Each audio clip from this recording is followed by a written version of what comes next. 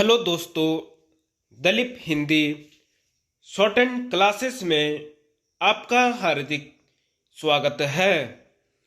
दोस्तों, आज की डिक्टेशन दैनिक जागरण की संपादकीय डिक्टेशन है। डिक्टेशन की गति 80 शब्द प्रति मिनट होगी।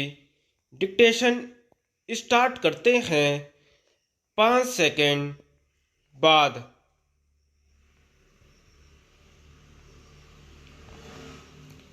शिक्षा की महत्ता। दिल्ली विश्वविद्यालय के शताब्दी वर्ष के समापन समारोह में पहुंचे प्रधानमंत्री नरेंद्र मोदी ने यह सही कहा कि देश में शिक्षा से ही खुशहाली और समृद्धि आएगी। इससे हर कोई परिचित है कि दुनिया के जिन भी देशों ने उल्लेखनीय प्रगति की है, उनका आधार उनकी उन्नत शिक्षा व्यवस्था रही है। निस्संदेह अपने देश में शिक्षा की महत्ता को प्रारंभ से ही समझा गया और समय समय पर शिक्षा व्यवस्था में यथोचित सुधार भी किए गए, लेकिन अभी काफी कुछ किया जाना शेष है। यह काम प्राथमिक शिक्षा से लेकर उच्च शिक्षा तक किया जाना है। भले ही नई शिक्षा नीति लागू की गई हो, लेकिन इसके क्रियान्वयन की गति संतोषजनक नहीं। यह समय की मांग है कि नई शिक्षा नीति पर तेजी से अमल किया जाए। इसी के साथ पाठ्यक्रम बदलने के काम को भी प्राथमिकता दी जानी चाहिए, क्योंकि इस मोर्चे पर अभी कुछ विशेष नहीं हुआ है। इसका कोई औचित्य नहीं कि छात्रों को वह पढ़ाया जाए जो उनके जीवन में काम न आए, या फिर जो उन्हें अनुशासित और एक जिम्मेदार नागरिक बनाने का कार्य सही तरह से न करें। शिक्षा के क्षेत्र में सरकार को अपनी उपलब्धियां गिनाने के साथ यह भी ध्यान रखना चाहिए कि बदलते वक्त के साथ तालमेल बिठाने की आवश्यकता है, क्योंकि दुनिया बहुत तेजी से बदल रही है।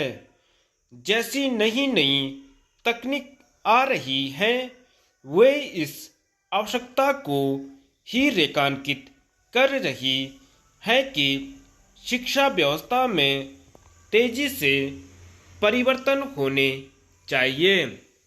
इस काम को इसलिए युद्ध स्तर पर किया जाना चाहिए, क्योंकि यह देखने में आ रहा है कि हमारे तमाम डिग्री कॉलेज ऐसे युवाओं की फौज तैयार कर रहे हैं जो देश की जरूरत को पूरा कर पाने में सक्षम नहीं।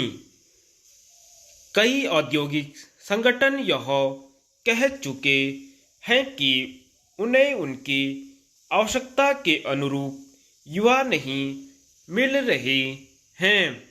शिक्षा संस्थानों से निकले युवा डिग्रियों से तो लैस हो जाते हैं, लेकिन किसी कौशल में दक्ष में नहीं होते। यह ठीक नहीं। कौशल विकास कार्यक्रम चलाने के साथ इस पर भी ध्यान दिया जाए कि छात्र शिक्षा संस्थानों से ही हुनर पाकर निकले। जब शिक्षा नीति पर अमल की कोशिश की जा रही है, तब कई विश्वविद्यालय 3 साल का पाठ्यक्रम 4-5 साल में पूरा कर पा रहे हैं। यह भी किसी से छिपा नहीं कि किस तरह कुलपतियों और शिक्षकों की नियुक्तियों में अनावश्यक देरी हो रही है। हमारे नीति नियंता इस तथ्य से भी मुंह नहीं मोड़ सकते कि शिक्षा में तमाम सुधार के बाद भी एक बड़ी संख्या में छात्र विदेशी शिक्षा संस्थानों में शिक्षा ग्रहण करने के लिए बाध्य हैं। इसका कारण देश में गुणवत्ता वाले शिक्षा संस्थानों की कमी है। यह स्थिति तब है जब हाल के समय में बड़ी संख्या में निजी शिक्षा संस्थान खुले हैं। वास्तव में निजी शिक्षा संस्थानों का सही तरह से नियमन भी समय की मांग है। धन्यवाद।